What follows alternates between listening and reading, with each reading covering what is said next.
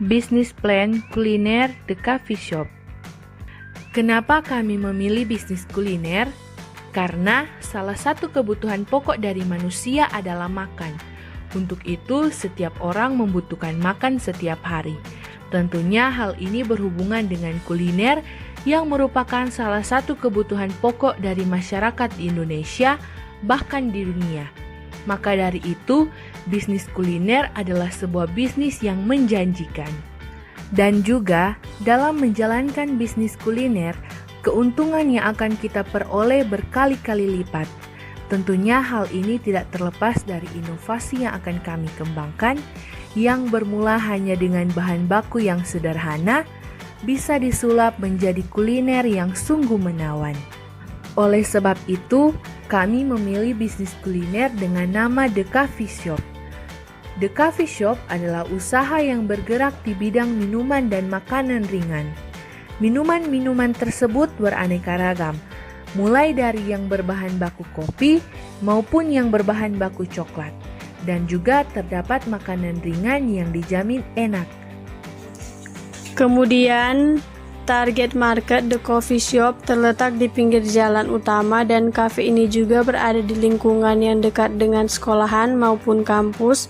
Untuk itu yang menjadi sasaran target marketing kami, yang pertama, mahasiswa, yang kedua, organisasi-organisasi kampus, yang ketiga, dosen, yang keempat, pelajar, yang kelima, masyarakat setempat. Strategi marketing yang telah kami susun, yang pertama adalah menjaga kualitas rasa. Berbicara tentang bisnis makanan, maka hal terpenting yang menjadi alat promosi utama dari bisnis kuliner adalah tentang jaminan dari kualitas rasa yang telah ditawarkan. Konsistensi dari cita rasa menjadi kunci kesuksesan dari seseorang dalam menjalankan bisnis makanan. Yang kedua, sosial media. Menawarkan produk ke berbagai sosial media. Contohnya, kita bisa menawarkan produk melewati Facebook, Twitter, Instagram, YouTube, dan sosial media lainnya. Yang ketiga, mencetak dan menyebarkan selembaran brosur atau iklan dengan cara membagikan brosur di tempat yang ramai. Misalnya, kawasan sekolah, kampus, dan lainnya yang ternyata juga akan mampu mengundang rasa penasaran dari para calon konsumen untuk datang ke restoran kami.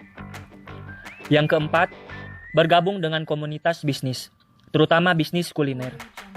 Dengan cara bergabung dengan perkumpulan atau komunitas dari para pebisnis, khususnya komunitas para pebisnis kuliner, dapat menjadi salah satu cara untuk mempromosikan bisnis kami kepada masyarakat. Selain itu, kami juga bisa saling bertukar informasi dengan para anggota komunitas lain. Yang kelima, membuat program diskon secara berkala.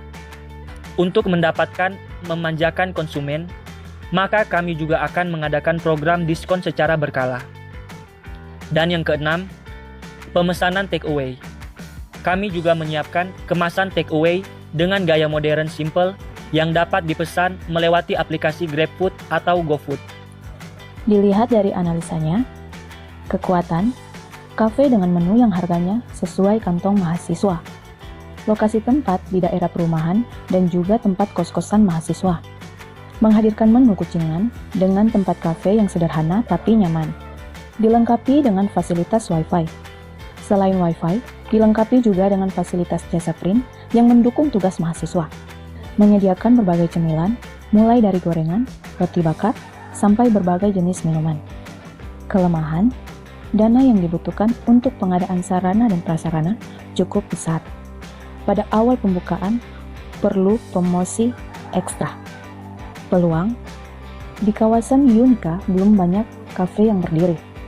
Bisa bekerja sama dengan kos-kosan dan warung kucingan, karena berada di lokasi perumahan dan lingkungan kos-kosan memungkinkan pihak manajemen untuk mengadakan event-event tertentu seperti acara nonton bola bersama, mengadakan game-game berhadiah pada acara Valentine, dan sebagainya. Ancaman, pada saat liburan semester atau hari libur kampus, jumlah pengunjung akan berkurang secara signifikan. Banyaknya kafe-kafe yang ada di mall akan turut memberikan pengaruh terhadap pertumbuhan kafe. Banyaknya pesaing di daerah perumahan atau kos-kosan. masih menganggap kafe adalah tempat mahal. Kemudian anggaran. Jadi, di sini yang kami anggarkan pertama adalah 1. Biaya pembelian per bulan, bahan baku makanan dan minuman, dianggarkan 5.280.000. 2. Kemudian biaya pembelian peralatan, seperti perkakas dapur, kompor, blender, dan lainnya, dianggarkan 3.700.000. 3. Kemudian untuk biaya fasilitas wifi, biaya listrik, air dan sewa tempat dianggarkan 2.600.000. 4. Dan terakhir, biaya peralatan dan pendukung seperti kursi, meja, dan lainnya dianggarkan 7.500.000. Untuk keuntungannya, 1. Berdasarkan target laba per bulan diperkirakan yaitu 12.605.000 per bulan. Sebelumnya telah menghitung waktu di mana angka akan terjadi break-even point.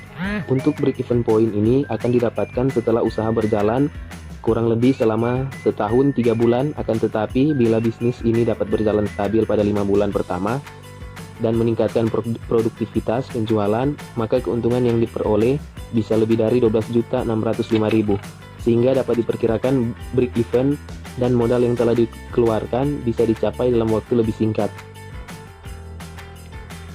Ketika suatu bisnis dilandasi dengan ketekunan, kerja keras, sikap pantang menyerah, dan kedisiplinan, maka bisnis tersebut dapat berjalan dengan baik. Demi halnya dengan bisnis kami, The Coffee Shop. Usaha ini dapat maju dan terus berkembang karena didasari oleh ketekunan untuk terus maju dan berkembang. Dan juga bisnis ini pun dapat membantu menumbuhkan perekonomian serta mengurangi tingkat pengangguran di negara kita.